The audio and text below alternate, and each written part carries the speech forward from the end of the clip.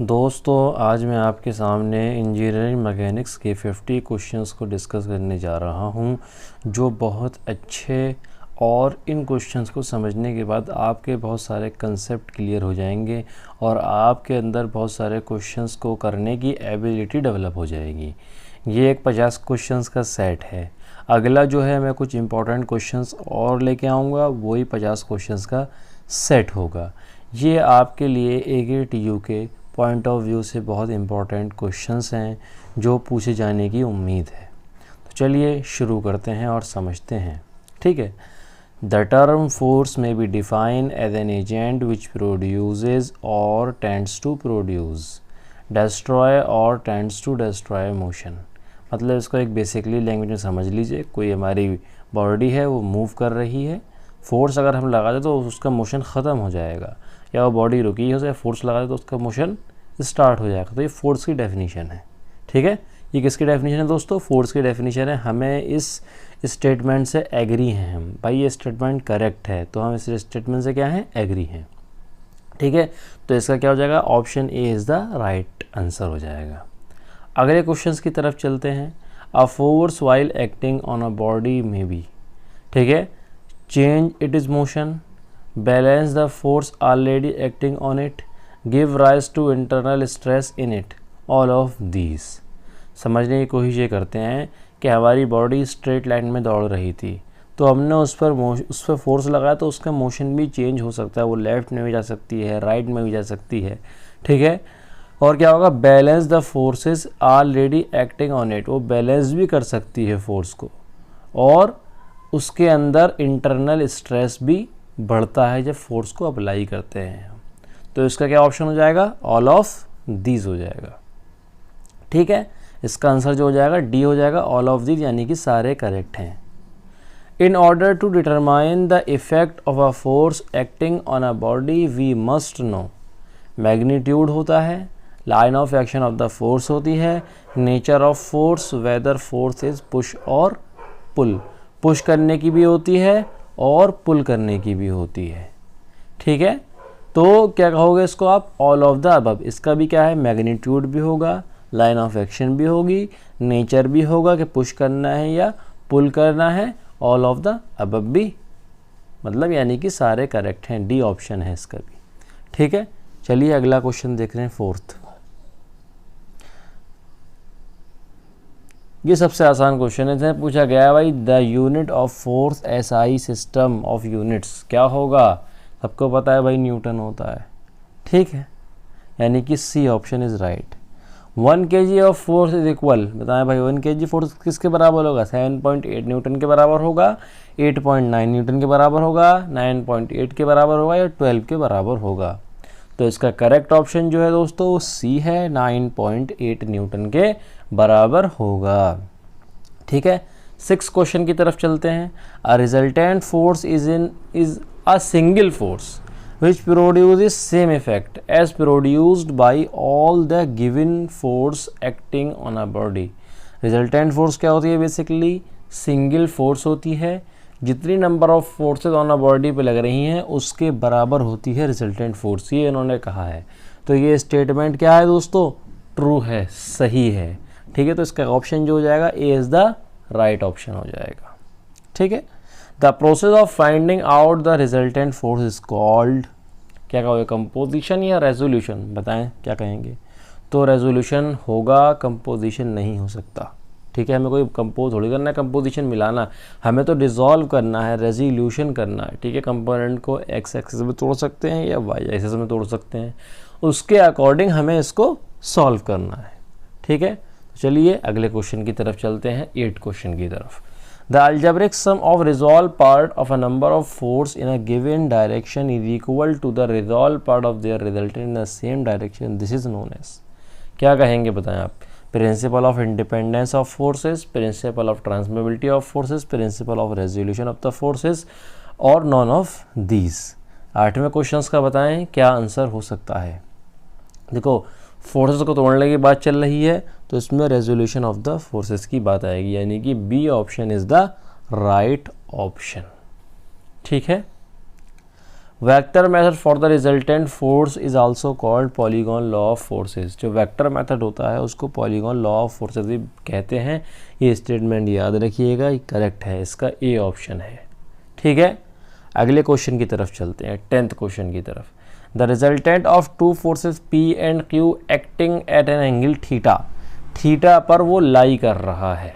किस पर लाई कर रहा है? वो थीटा पे लाई कर रहा है। तो इसका करेक्ट जो होगा रिजल्टेंट क्या होगा बताएं? P square plus Q square 2PQ sine theta होगा, पहला ऑप्शन।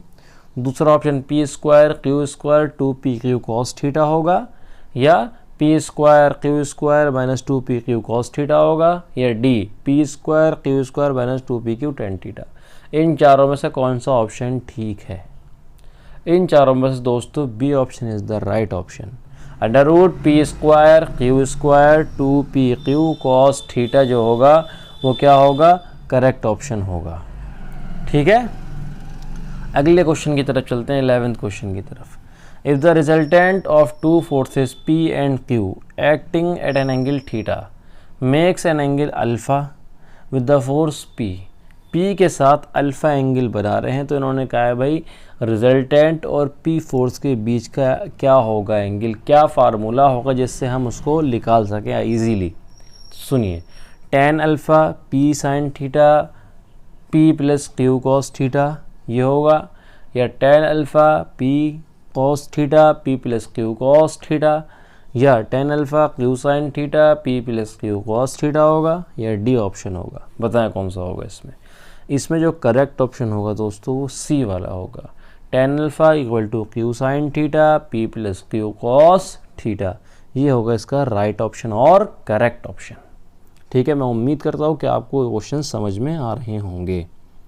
और मैंने वीडियो के आखिर में कुछ का सॉल्यूशन दे रखा है जो इम्पोर्टेंट है, जो न्यूमेरिकल हैं या थोड़े से टफ़ हैं, उनका सॉल्यूशन ही मैंने आखिर में दिया है, तो आप उसको समझ लीजिएगा, देख लीजिएगा जाके। अगले क्वेश्चन 12th क्वेश्चन की तरफ चलते हैं। The resultant of two forces P and Q such that P is greater than Q acting along the same straight line but in opposite direction. देखो P and Q two force हैं, opposite direction में लग रहे हैं और same line में लग रहे हैं। इन्होंने कह दिया P is greater than Q, तो P बड़ा है। ठीक है, तो इसने पूछा रिजल्टेंट की डायरेक्शन क्या होगी, क्या रिजल्टेंट होगा? तो डायरेक्शन क्या होगी? P की तरफ होगी। और हमें जब पता है जब P ग्रेटर है स्ट्रेट लाइन में, तो उसका सिंपल सा फार्मूला ये होता है कि आप सब्ट्रैक्ट कर दें ज़्यादा वाले में से कम वाले को, यानी कि P माइनस Q कर दें, आपका रिजल्टेंट निकल आएगा। ज़्यादा वाले की डायरेक्शन जो होगी वो P की डायरेक्शन होगी और रिजल्टेंट जो होगा P माइनस Q हो जाएगा। यानी कि अगर P था 40 Q था 20 तो हमारा रिजल्टेंट जो होगा वो 20 आ जाएगा in the direction of the P की डायरेक्शन में आ जाएगा। तो इसका जो ऑप्शन होगा B is the right option. ठीक है, चलिए अगले क्वेश्चन की तरफ चलते हैं। The resultant of two equal forces P make an angle theta is given by. ठीक है, इसका सॉल्यूशन मैंने वीडियो के आखिर में दिया है, तो उसको जाके आप देख लीजिएगा। इसका जो आंसर होगा B 2PQ cos theta by 2 इसका राइट ऑप्शन हो जाएगा।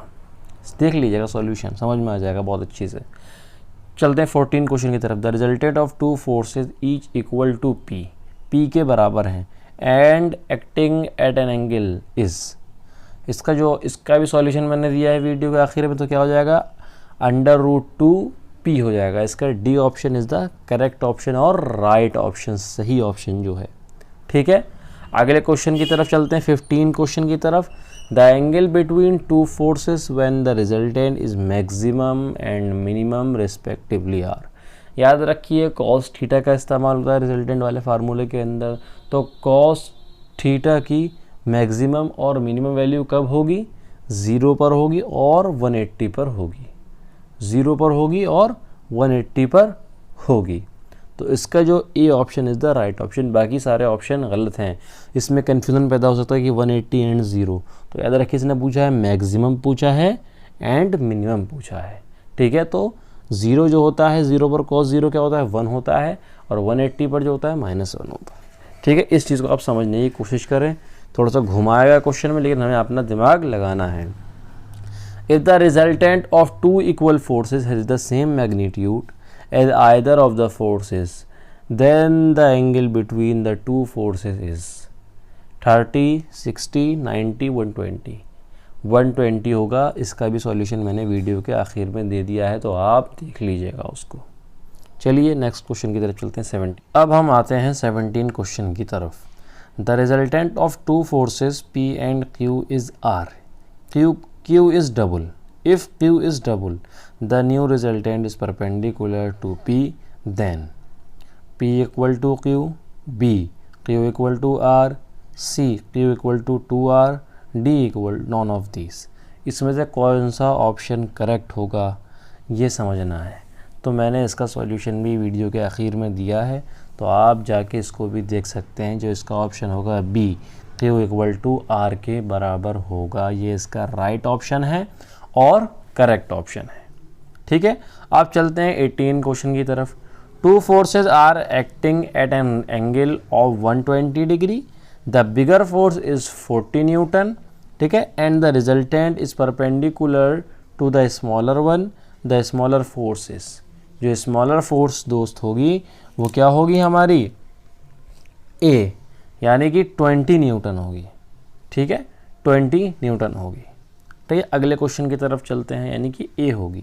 The term leverage and mechanical advantages of a compound lever have got the same meaning. क्या मीनिंग होता है भाई, सेम मीनिंग होता है या नहीं होता, ये पूछ रहे थे। The leverage and mechanical advantages of a compound lever have a got same meaning, सही है या रॉन्ग है दोस्तों? बिल्कुल सही है। Leverage and mechanical advantages compound lever के अंदर सेम मीनिंग होता है, ये स्टेटमेंट भी आप याद रखिएगा। ठीक है, a number of force acting at a point will be in equilibrium. ठीक है, if all the forces are equally inclined, जो ऑल फोर्सेज होंगी इक्वली इंक्लाइंड होंगी। Sum of the forces is zero होगा। Sum of the resolved part in vertical direction is 0. Sum of the resolved part in horizontal direction is 0. बताएं क्या हो सकता है? Sum of the all forces is 0 हो सकता है दोस्तों? नहीं हो सकता। ठीक है, बताया नहीं इसने कि हॉरिजॉन्टल में लेना है, वर्टिकल में लेना है, कैसे लेना है। सारी फोर्स इंक्लाइंड होंगे तो कंपोनेंट कैसे तोड़ेंगे हम? तो हमारा C और D जो है इसके अंदर दोनों ऑप्शन करेक्ट हैं, यानी कि sum of the resolve part in vertical direction is 0, यानी कि summation of vertical is 0, sum of the resolve part in horizontal direction is 0, summation horizontal is equal to 0। तो ये क्या होगा हमारा करेक्ट ऑप्शन होगा C और D 20 क्वेश्चंस का। ठीक है, if a number of forces are acting at a point their resultant is given by. ठीक है, number of forces acting at a point their resultant is given by, सबसे आसान formula है, बताएं क्या होगा? A होगा या B होगा या C होगा या D होगा? तो इसका जो दोस्तों ऑप्शन होगा B होगा। Under root sigma summation V square, यानी कि हॉरिजॉन्टल का स्क्वायर समेशन वर्टिकल का स्क्वायर जो होगा, ये इसका रिजल्टेंट होगा B वाला, जो इसका रिजल्टेंट होगा। ठीक है, मैं उम्मीद करता हूँ कि आपको ये बात समझ में आ गई होगी। ठीक है, चलिए figure 1.38 shows two equal forces at an angle right angle acting at a point. The value of the force are acting along their bisector in opposite direction. ठीक है, ये अपोजिट डायरेक्शन में लग रहा है, इसमें कुछ नहीं करना, इसको आप ठीक है सीधा इसमें फार्मूला लगाइए, R equal to under root P square Q square 2pq cos theta, ये इक्वल है, इनको इक्वल लग दीजिए, इसका आंसर आ जाएगा, सीधा आंसर आ जाएगा। ज़रूरत नहीं है इसमें डायरेक्शन देखने की, डायरेक्शन नहीं देखना अभी हमें। ठीक है, क्योंकि आंसर कोई माइनस में नहीं दे रखा, तो हमें डायरेक्शन भी इसके अंदर नहीं देखना। तो इसका आंसर जो है C आ जाएगा सॉल्व करके, अंडर रूट 2 इंटू P, ये इसका option correct, C option is the correct option है। ठीक है, if a number of forces are acting at a point, their resultant will be inclined at an angle theta with the horizontal such that, क्या होगा अगर हमें resultant का angle निकालना है, तो उसके लिए सबसे आसान फार्मूला जो होता है summation of vertical divided by summation of horizontal, summation of vertical divided by summation of horizontal. तो इसमें कौन सा दिखाई दे रहा है? देखिए, summation of horizontal divided by vertical ये नहीं है, summation of vertical upon horizontal ये है बी जो ऑप्शन है इसका करेक्ट ऑप्शन है और सही ऑप्शन है। ठीक है दोस्तों, चलिए 24 क्वेश्चन की तरफ चलते हैं। The triangle of forces state that if two forces acting simultaneously on a particle be represented in magnitude and direction by the two sides of a triangle taken in order, then their resultant may be represented magnitude and direction third side of a triangle taken in opposite order। ठीक है, दो side हमारी same direction में है और हमारी जो third side है वो अपोजिट डायरेक्शन में है, जो रिजल्टेंट वाली है। तो ये स्टेटमेंट बिल्कुल करेक्ट है, ट्रायंगल लॉ ऑफ फोर्सेस के बिल्कुल सही ऑप्शन जो है, ये स्टेटमेंट पूरा करेक्ट है। तो इसका आंसर जो हो जाएगा ट्रू हो जाएगा, ए हो जाएगा। ठीक है, जो ए इसका राइट ऑप्शन है 24 का। अब हम चलते हैं 25 की तरफ। The polygon law of forces state that if a number of forces acting simultaneously on a particle be represented in magnitude and direction by the side of a polygon taken in order, then their resultant represent magnitude and direction by closing side of the polygon taken in opposite direction। ठीक है, ये भी statement बिल्कुल right statement है। तो आप इस statement को याद रखें और समझें। ठीक है, ए इज़ द करेक्ट, ए जो है इसका राइट ऑप्शन है। ठीक है, अब हम देखते हैं concurrent force are those force whose line of action. Concurrent force जो होंगी उनकी लाइन ऑफ एक्शन सेम होगी। ठीक है, पहला क्या है, line on the same line पे लाई करेंगी, meeting at a one point, एक पॉइंट पे मीट करेंगी, meeting on the same plane में मीट करेंगी, नॉन ऑफ दीज। कौन सा इसमें से राइट ऑप्शन होगा, आप हमें ये बताएं। याद रखिए, जो कंकरेंट फोर्स होती हैं वो मीट करती हैं एक पॉइंट पर मीट करती हैं। ठीक है, ना वो सेम प्लेन पे लाई करती ना कुछ करती, वो सिर्फ और सिर्फ मीट करती हैं एक वन पॉइंट पर। तो इसका जो होगा बी ऑप्शन क्या हो जाएगा, इज द राइट ऑप्शन हो जाएगा। ठीक है, चलिए अगले क्वेश्चन की तरफ चलते हैं। If the resultant of a number of forces acting on a body is zero, ठीक है, then the body will not be in equilibrium. ठीक है, the resultant of a number of forces acting on a body, ठीक है, जो resultant है number of forces की acting on a body is zero, then the body will be not in equilibrium. क्या होगा दोस्तों इसका ऑप्शन, इसका ऑप्शन जो होगा यस, इसका ऑप्शन सही है, यानी कि इसका ऑप्शन ए हो जाएगा। ये स्टेटमेंट हमारा ठीक है। ठीक है, the forces which meet at one point their line of action is also line on the same plane are known as. याद रखिए, जब फोर्सेज एक पॉइंट पे मिलती हैं और उनका लाइन ऑफ एक्शन सेम होता है, यानी कि उनका प्लेन भी सेम होता है जिस प्लेन पे लाई कर रही हैं, तो कंकरेंट तो बोलेंगे जब वो एक पॉइंट पे मिलेगी, और जब उसका प्लेन भी एक होगा तो कोप्लेनर होगा, यानी कि कोप्लेनर और कंकरेंट फोर्सेस। तो देखिए ऐसा कौन सा ऑप्शन है इसमें जो कोप्लेनर भी हो और कंकरेंट भी हो। देखिए जो ए ऑप्शन है वो बिल्कुल सही ऑप्शन है, कोप्लेनर है और कंकरेंट फोर्सेस हैं इसमें। ठीक है, ये बात मैं उम्मीद करता हूँ कि आपको यहाँ तक समझ में आ गई होगी। चलिए अगले क्वेश्चन की तरफ चलते हैं, 29 की तरफ। The forces which do not meet at one point but their line of action lie on the same plane are known as coplanar non concurrent forces. मैंने बताया आपको प्लेन तो सेम है, उसका जो मीट कर रही है वो एक पॉइंट पे नहीं कर रही, तो कोप्लेनर तो होगा लेकिन नॉन कंकरेंट होगा।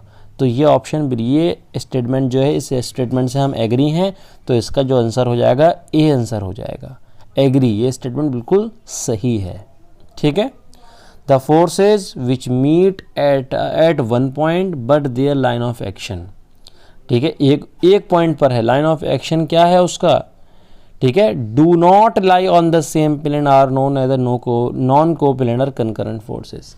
जब वो सेम प्लेन पे लाई नहीं करेगी, जब भी वो क्या होगा, नॉन कोप्लेनर होगा, और एक पॉइंट पे मीट कर रही है तो कंकरेंट होगा। तो यानी कि इसका ए ऑप्शन तो ठीक नहीं होगा, बी ऑप्शन जो होगा इसका राइट होगा। Do not lie on the same plane are known as non coplanar concurrent forces. Non coplanar का मतलब एक प्लेन में लाई ना करे, सेम प्लेन में। कंकरेंट फोर्सेज का मतलब जो एक पॉइंट पर मीट करे। चलिए अगले क्वेश्चन की तरफ चलते हैं, 31 की तरफ। The forces which do not meet at one point their line of action do not lie on the same plane is known as. बिल्कुल सेम क्वेश्चन है ऊपर वाले की तरह। क्या होगा, एक पॉइंट में मीट कर रही है, इसका मतलब कंकरेंट होगा, प्लेन सेम नहीं है तो नॉन कोप्लेनर होगा। तो इसका C option is the right option, non coplanar concurrent forces. Plane same नहीं है लेकिन पॉइंट सेम है, तो C option is the right. 31 का C option is the right option. Coplanar non concurrent forces are those forces which, coplanar non concurrent, ठीक है, do not meet at one point but their line of action on the lie on the same plane. इन्होंने कहा coplanar वो forces होती हैं जो same plane में लाई करती हैं, नॉन कंकरेंट वो होती हैं जो एक पॉइंट पे मीट नहीं करती, इसीलिए इसका जो ऑप्शन होगा B is the right option हो जाएगा। ठीक है, coplanar concurrent forces are those forces which, coplanar concurrent forces कौन सी फोर्स होती हैं, meet at one point but their line of action do not lie on the same plane, गलत। Do not meet at one point their line of action do not lie on the same plane, गलत। Meet at one point their line of action also lie on the same plane, C is the right option. D, do not meet at one point but their line of action lie on the same plane, तो इसका जो C option होगा is the right होगा। ये एक point पे मिलती हैं और एक प्लेन में रहती हैं, ठीक है, कोप्लेनर और कंकरेंट फोर्सेस। 34 क्वेश्चन की तरफ चलते हैं, 34 की तरफ। Non coplanar concurrent forces are those forces which, non coplanar है, कंकरेंट है, यानी कि प्लेन सेम नहीं होगा, पॉइंट सेम होगा, पहले बता दिया हूँ मैं आपको। Meet at one point but their line of action do not lie on the same plane, ठीक है, meet one point, line of action जो होगा सेम नहीं होगा, तो इसका जो 34 का है वो A option is the right option. बाकी पढ़ लें, समझ लें, A option is the right option. जब मैंने बता दिया आपको तो आपको क्लियर हो जाना चाहिए, ठीक है। 35 देखते हैं। Non coplanar non concurrent forces are those forces which, non coplanar का मतलब जो एक प्लेन में लाई ना करें, नॉन कंकरेंट का मतलब जो एक पॉइंट पे ना मीट करें। अब स्टेटमेंट पढ़ लीजिए, इसका आंसर लगा दीजिए। Meet at one point but their line of action do not lie on the same plane, गलत। डू नॉट मीट, ठीक है, do not meet at one point their line of action do not lie on the same plane, ठीक है, ये सही है, ये सही है बी वाला। Do not meet at one point, एक पॉइंट पे नहीं मिलेगी। डू नॉट क्या है, their line of action do not lie on the same plane, इसका जो लाइन ऑफ एक्शन है वो सेम प्लेन में लाई नहीं करेगा और ये एक पॉइंट पे मिलेगी भी नहीं, ठीक है। तो 35 का जो आंसर है वो बी है, B is the right answer of 35 questions, ठीक है। चलते हैं अगले क्वेश्चन की तरफ, 36 की तरफ। If three coplanar forces acting on a point are in equilibrium then each force is proportional to sine of the angle between the other two. कौन सा स्टेटमेंट है दोस्तों, ये बताओ आपको, ये है लेमी थ्योरम का स्टेटमेंट, तो ये बिल्कुल सही है। 36 का जो है हमारा A option is the right. तो ये स्टेटमेंट ठीक है। वो जो होती है उसमें क्या होता है, three coplanar forces acting on a point are in equilibrium the each force is proportional to the sine of angle between two the other के बीच जो होता है उस पर प्रोपोर्शनल होती है। अब आता है लेमी थ्योरम का क्वेश्चन, ये सबको पता है, इसमें कोई बताने वाली बात नहीं है। Shows three coplanar forces P Q R acting at a point O, if these forces are in equilibrium then P upon sine alpha, P upon sine alpha, Q upon sine beta, R upon sine alpha. देखो B इसका right option होगा। जो theorem होती है कहती है P के opposite direction में क्या है, साइन अल्फा, तो उसका रेशियो। क्यू के अपोजिट में क्या है, साइन बीटा, तो वो लेना पड़ेगा। आर के अपोजिट में क्या है, साइन गामा, तो उसको लेना पड़ेगा। तो हमने ऐसे ही इसको चटका दिया इस क्वेश्चन को कि भाई डायरेक्ट देख लिया, यहाँ से हमें ज़रूरत नहीं ऑप्शन तलाशने की। भाई पी के साइन अल्फा है नहीं है, क्यू के अपोजिट में साइन बीटा है नहीं है, साइन आर के अपोजिट में साइन गामा है नहीं है, तो हमने देखा फौरन हमने लगा दिया B option is the right option, ठीक है। अब देखते हैं अकॉर्डिंग टू लेमी थ्योरम, ठीक है, if three forces must B equal, three forces must B 120, depend करता है ये 120 हो सकती है, नहीं भी हो सकती। The three forces must be in equilibrium, if three forces acting at a point are in equilibrium the each force is proportional to the sine of angle between two the other. ये statement ठीक है, D option is the right option, ये statement correct है। इस statement को आप याद रखिएगा, ठीक है। इफ़ अ गिवन फोर्स और a given system of force acting on a body the position of body but keep it in equilibrium, the effect is produce internal stress in a body, क्या होगा 39 का? समझिए questions को और बताएं। If a given force acting on a body, the position of the body but keep in equilibrium, the it effect it produce internal stresses. Body हमारी, हमने force लगाया, बॉडी रुकी हुई है, बॉडी पे कोई इफेक्ट ही नहीं पड़ रहा, तो इतनी फोर्स हम लगा नहीं पा रहे जिससे बॉडी पे कुछ इफेक्ट पड़े, बॉडी मूवमेंट में आए, ठीक है। तो उसके जो इंटरनल स्ट्रक्चर होगा उस पर भी कोई इफेक्ट नहीं पड़ेगा, तो उसके अंदर कोई इंटरनल स्ट्रेस डेवलप नहीं होगा, ठीक है। बॉडी पे फोर्स लगाई जा रही है, बॉडी मूवमेंट ही नहीं कर रही, तो सफिशिएंट फोर्स नहीं है कि मोशन हो जाए उसका। तो मोशन ना होने, जब मोशन नहीं होता तो उसके इंटरनल स्ट्रेस पे भी कोई फ़र्क नहीं पड़ता अक्सर में, ठीक है। तो बॉडी मूवमेंट नहीं कर रही तो उसका इंटरनल जो स्ट्रक्चर है उसमें भी कोई फ़र्क नहीं पड़ेगा। Do not change the position of the body but keep it in equilibrium, then the effect is produce internal stress in the body. Internal stress पे फ़र्क पड़ सकता है जब फोर्स लगेगी, लेकिन उसकी पोजीशन में कोई चेंज नहीं होगा, वो इक्विलिब्रियम में है। भाई बॉडी रुकी पे रुकी है तो पोजीशन कहाँ से चेंज हो जाएगी उसकी, ठीक है। आप समझने की कोशिश करें इस क्वेश्चंस को कि हमने फोर्स लगाया लेकिन बॉडी इक्विलिब्रियम में ही है, तो क्या होगा? Does not change the position of the body, body की पोजीशन चेंज नहीं हुई, तो इसका ऑप्शन जो होगा B is the correct option. अब हम 40 क्वेश्चन को देखते हैं। If 3 forces acting at a point are represented in magnitude and direction by 3 sides of a triangle taken in order, then the force is in equilibrium, ठीक है। इसका questions बताइए, इसका आंसर क्या हो सकता है? If 3 forces acting at a point are represented in magnitude and direction by the 3 sides of a triangle taken in order, then the forces are in equilibrium. क्या होगा? फोर्स इक्विलिब्रियम में होगी या नहीं होगी? तो होगी, इसका A option is the correct option, yes. If a number of forces acting at a point be represented in magnitude and direction by the 3 sides of a triangle taken in order, then the forces are not equilibrium। तो इसको आप समझ गए होंगे, बिल्कुल statement ऊपर वाले का अपोजिट स्टेटमेंट है, ठीक है। इसने क्या कह दिया? बिल्कुल अपोजिट स्टेटमेंट कह दिया कि भाई इक्विलिब्रियम में नहीं होगी, जब फोर्स लगेगी, ठीक है, तो इक्विलिब्रियम में होगी। तो आपको समझना चाहिए क्या होगा? Then the forces are not in equilibrium. तो बी जो होगा डिसएग्री, बी जो होगा करेक्ट ऑप्शन होगा इस क्वेश्चंस का, ठीक है। मूवमेंट को देखते हैं और समझते हैं। The movement of a force is turning effect produced by a force on the body on it is acts is equal to the product of the force on the body and perpendicular distance point of line of action, ठीक है, is equal to the twice the area of triangle whose base of line representing force and whose the vertex is the point about the movement is taken, all of the above. देखिए B वाला भी correct है, सी वाला भी correct है और ए वाला भी करेक्ट है, और डी जो है ऑल ऑफ द अबव, ये सारे सही हैं, ये सारे करेक्ट हैं, मैं आपको बता चुका हूँ। समझ में आ रही है कि प्रोडक्ट होता है फोर्स इनटू परपेंडिकुलर डिस्टेंस का, टर्निंग इफेक्ट पैदा करता है, और जो है ये क्या होता है? Is equal to twice the area of triangle के ट्वाइस भी होता है, ठीक है। ये भी प्रूफ हो चुका है ये, लेकिन मैंने बताया नहीं इसमें, लेकिन आप इसको याद रखिएगा, ट्वाइस होता है एरिया ऑफ ट्राइंगल के ये movement. The movement of force P about O, P जो है हमें अबाउट ओ के लेना है, फिगर 1.40 43 क्वेश्चन में मूवमेंट लेना है हमें ओ के अबाउट। देखो क्या होता है? फोर्स इनटू परपेंडिकुलर डिस्टेंस होता है, तो फोर्स लीजिए आप यहाँ से, ठीक है। क्या है? P इंटू ओ सी, पी इंटू ओ सी, पी जो है हमारी फोर्स है, ओ सी क्या है? डिस्टेंस है, तो P इंटू ओ सी जो है सी ऑप्शन में हमें दिखाई दे रहा है, तो सी ऑप्शन क्या हो जाएगा? हमारा करेक्ट ऑप्शन हो जाएगा, ठीक है। 44 पर चलते हैं हम।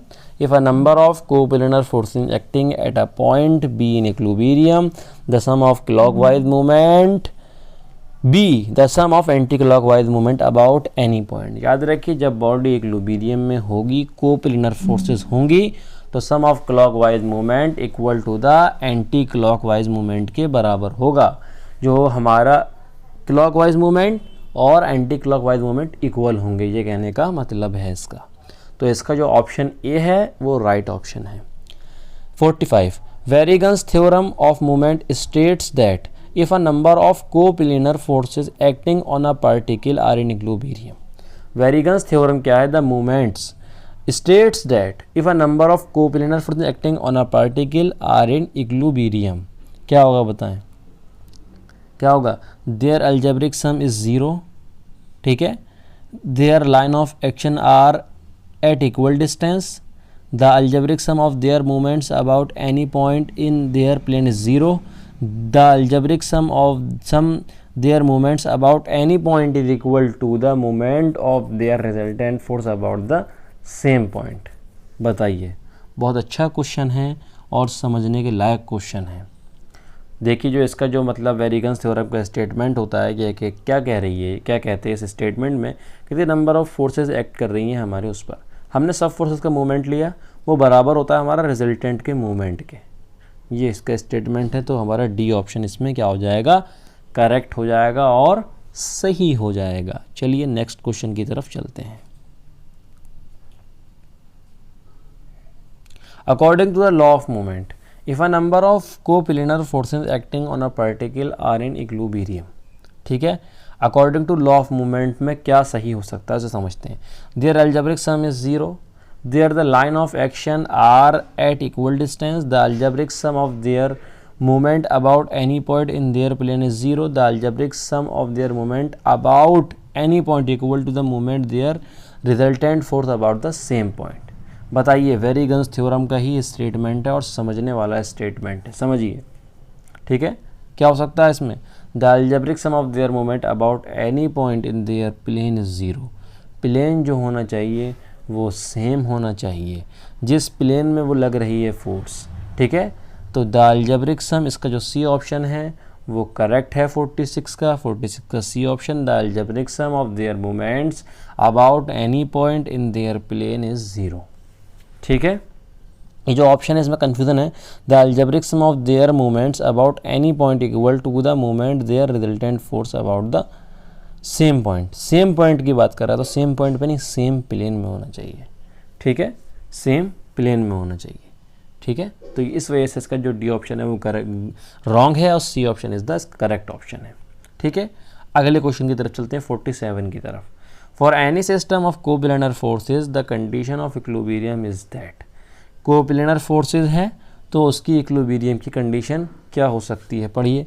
The algebraic sum of horizontal component of the all forces should be zero, बिल्कुल सही है।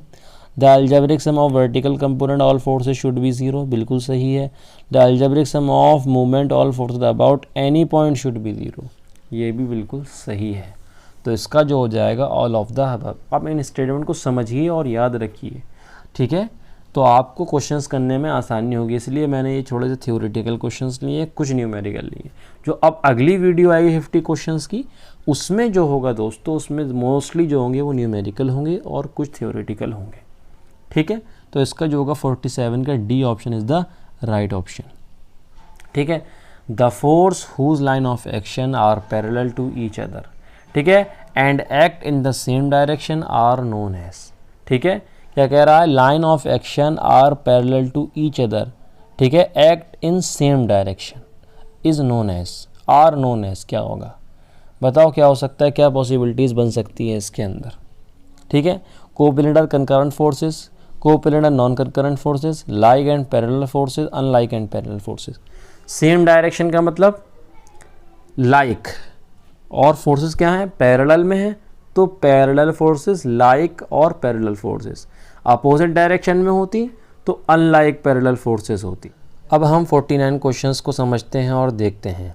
The three forces 100 newton and 200 newton and 300 newton have their line of action parallel to each other but act in opposite direction, these forces are known as. मतलब parallel हैं लेकिन opposite direction में हैं, तो क्या होगा, coplanar concurrent forces, coplanar non concurrent forces, like parallel forces, unlike parallel forces. Parallel हैं लेकिन अपोजिट डायरेक्शन में हैं, तो unlike parallel forces, D option is the correct option, ठीक है। टू लाइक पैरेलल फोर्सेस हैं, are acting at a distance 24 mm apart and their resultant 20 newton if the line of action of resultant is 6 mm from any given force the two forces. इसका solution भी मैंने video के आखिर में दे रखा है, तो आप उसको देख लीजिएगा और समझ लीजिएगा। देखिए 13 क्वेश्चन का सॉल्यूशन दे रखा है मैंने ये, ठीक है। 14th क्वेश्चन का सॉल्यूशन दे रखा है ये, ठीक है। क्वेश्चन 15 की 0 से 180 जो होती है उसकी मैक्सिमम वैल्यू होती है। क्वेश्चन 16 का सॉल्यूशन दे रखा है ये, 120 डिग्री जो आंसर आ रहा था, इसको आप समझ लीजिएगा। अगला क्वेश्चन जो है हमारा 17 क्वेश्चन का, ठीक है, R इक्वल टू Q के बराबर जो आ रहा था हमारा, ये एक क्वेश्चन है, इसका सॉल्यूशन दे रखा है मैंने। और क्वेश्चन नंबर 50 जो अभी हमने किया है, F1 जो है हमारी 5 न्यूटन आ रही है, F2 जो है हमारी 50 न्यूटन आ रही है। तो मैं समझता हूँ कि आपको ये वीडियो पसंद आई होगी। अगर पसंद आई हो तो वीडियो को लाइक करें, शेयर करें, सब्सक्राइब करें और हमें बताएं कि आपको और किस तरीके की वीडियो चाहिए। और अगर आपको कोई इस वीडियो में डाउट है या कोई क्वेश्चन समझ में नहीं आया हो तो आप हमें कमेंट करें, तो हम आपके कमेंट का आंसर देंगे। Thank you.